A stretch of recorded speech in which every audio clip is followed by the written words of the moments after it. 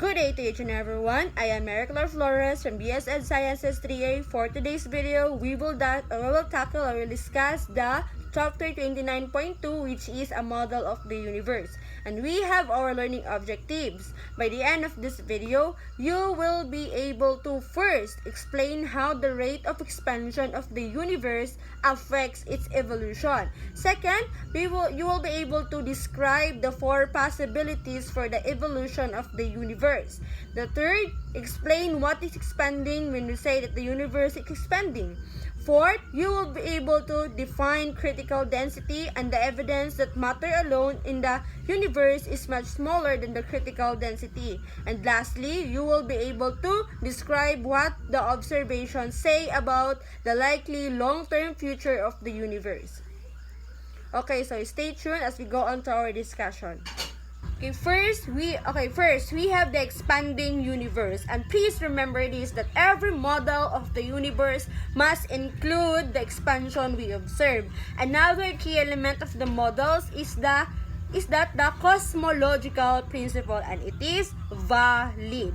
And on a large scale, the universe at any given time is the same everywhere. It is homogeneous and isotropic. So as a result, the expansion rate must be the same everywhere during an epoch of cosmic time. If so, we don't need to think about the inter-universe when we think about the expansion. We can just look at any sufficiently large portion of it. But some models for dark energy would allow the expansion rate to be different in different directions. And the scientists are designing experiments to test this idea. However, until such evidence is found, we will assume that the cosmological principle applies throughout the universe. Since the expansion of the universe is stretching of all space-time, all points in the universe are stretching together. Thus, the expansion began everywhere at once. Unfortunately, the tourist agencies of the future, there is no location you can visit where the stretching of space began, or where we can say that the Big Bang Theory. But to describe how space stretches, we say that the cosmic expansions causes the universe to undergo a uniform change in scale over time. By scale, we mean, for example, the distance between two clusters of galaxies. It is customary to represent the scale by the factor of r. So if r doubles, then the distance between the clusters has doubled. Since the universe is expanding at the same rate everywhere, as I said it earlier, and a change in r tells us how much it expanded or contracted at any given time. For a static universe, r would be constant as time passes, and in an expanding universe, r increases with time. Remember that. Okay, we have here our figure 29.2.1. We have our expansion and redshift. So as an elastic surface expands, a wave on its surface stretches, as you can observe in the picture. For light waves, the increase in wavelength would be seen as a redshift. Okay? Okay, now we have our models of the expansion. Okay, before yung astronomers natin nalaman nila yung dark energy or had a good measurement of how much matter exists in the universe, they made speculative models about how the universe might evolve over time. And there are four possibility scenarios, and it is shown in our picture, in our figure 29.2.2. Okay, in this picture, time moves forward from the bottom upward, and the scale of space increases by the horizontal circles become wider. Okay, here, as you can see in the picture, the yellow square marks the present in all four cases. And for all four, the Hubble constant is equal to the same value at the present time. And then the time is measured in the vertical direction. As you can see, the first two universes on the left are ones in which the rate of expansion slows over time. The one on the left will eventually slow, come to a stop, and reverse, ending up in a big crunch, while the one next to it will continue to expand forever, but ever more slowly as time passes. So the costing universe is one that expands at a constant given by the Hubble constant all of cosmic time, or throughout all of the cosmic time. And then the accelerating universe on the right will continue to expand faster and faster forever. Okay, now so let's first explore. So let's first explore the range of possibilities with models for different amounts in the universe and for different contributions by dark energy. So in some models, as we shall see, the universe expands forever. In others, it stops expanding and starts to contract. After looking these extreme possibilities, we will look at the recent observation that allow us to choose the most likely scenario. Okay, so now what astronomers look at in practice. So for a given rate of expansion, there is a critical density. So the mass per unit volume that will be just enough to slow the expansion to zero at some time infinitely far in the future. So if the actual density is higher than this critical density, the expansion will ultimately reverse and the universe will begin to contract. So if the actual density is lower, then the universe will expand forever. Okay, so here we have our graph. Okay, now, okay, kita natin sa yan yung graph natin. And in this graph, one of the most comprehensive in all of science, we chart the different development of the scale of space in cosmos against the passage of time. Time increases in the right, and the scale of the universe, which is the R, increases upward in the figure. Okay, today at the point marked present along the time axis, R is increasing in each model. We know that the galaxies are currently expanding away from each other, no matter which model is right. Okay, here to explain further this this picture, this model of the universe, this graph plots R, which is the scale of the universe, against time for various cosmological models. And then the curve 1 represent a universe where the density is greater than the critical value. And this model predicts that the universe will eventually collapse. Yung curve 2 naman, observe the picture, represent a universe with a density lower than the critical. And the universe will continue but at an even slower rate. Yung curve 3 naman, as you can observe, it is a critical density universe.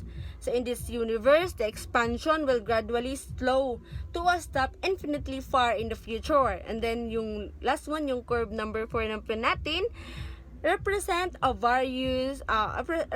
universe that is accelerating because of the effects of dark energy. And the dashed line is for an empty universe, one in which the expansion is not slowed by gravity or accelerated by dark energy.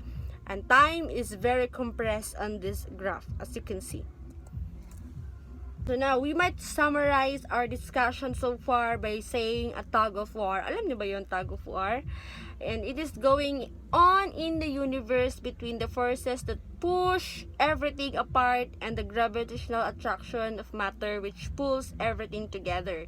If we can determine who will win in this tug of war, we will learn the ultimate fate of the universe. Okay, here I have a sample. The first thing we need to know is the density of the universe. Is it greater than or less than or equal to the critical density? The critical density today depends on the value of the expansion rate today, or which we called HO. So if the Hubble constant is around 20 km per second per million light years, the critical density is about 10 raised to negative 26 kilograms per meter cube. Okay, so let's see how this value compares with the actual density of the universe. Okay, I have here a sample. As we discussed, the critical density, ito po yung combination ng matter and energy that brings the universe coasting to stop at time infinite. Einstein equations lead to the following expression for the critical density, which is, yan po yung, as you can see, yan po yung, ano niya, P crit, the density of the, or critical density. Okay, now, the formula is, yan, density of the critical density is equals to 3h raised to 2 over 8 pi gravitational or ito yung gravity natin, yung constant gravity, okay? So, where h is the Hubble constant and g is the universal constant of gravity, which is 6.67 times 10 raised to negative 11 nm2 over kilogram squared. Now, let's substitute our values and see what we get. Okay? Take an h, which is 22 km per second per million light years. We need to convert both km, or kilometer, and light years into meters for consistency. So, a million light years is equals to 10 raised to 6 times 10 raised to 15 meter is equals to 9.5 times 10 raised to 21 meter. And 22 km per second is equals to 22 times 10 raised to 4 meter per second. And that makes yung h natin 2.3 times 10 raised to negative 18 per second, and yung h, pag i-squared natin to, nagiging 5.36 times 10 raised to negative 36 per second squared. So here, we need to substitute na. We have our critical density is equals to 3 times 10, 5.36 times 10 raised to negative 36 over 8 times 3.14, which is our pi, times our constant gravity,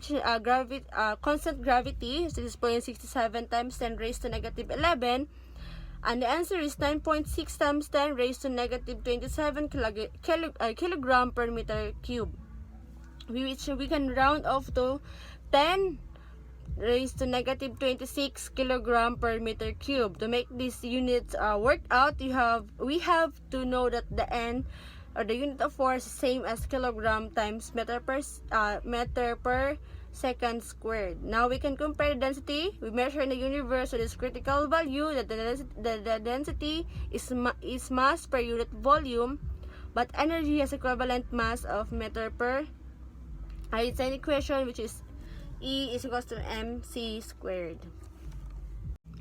Okay, now we will go further to our discussion, which is the ages of distant galaxies. We have here a picture, which is a Hubble, or this image is called the Hubble Ultra Depth Field. Okay, it shows faint galaxies seen very far away and therefore very far back in time. The colored squares in the main image outline the locations of the galaxies. Enlarged views of each galaxies are shown in the black and white images. Yung red line po, mark each galaxy's location. Yung red shift naman natin of each galaxy is indicated below each box denoted by the symbol Z. And then, the red shift measures how much galaxies' ultraviolet and visible light has been stretched to infrared wavelengths by the universe expansion.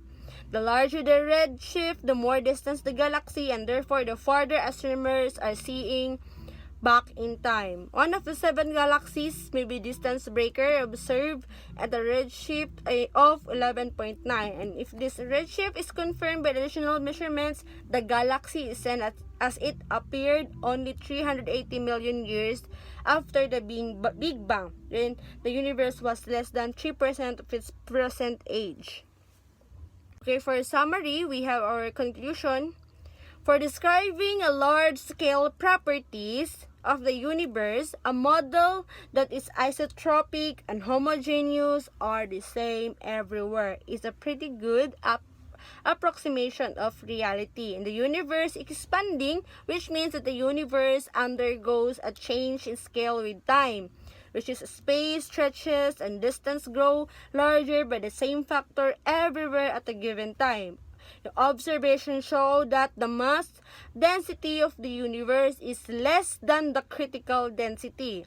So in other words, there is not enough matter in the universe to stop the expansion.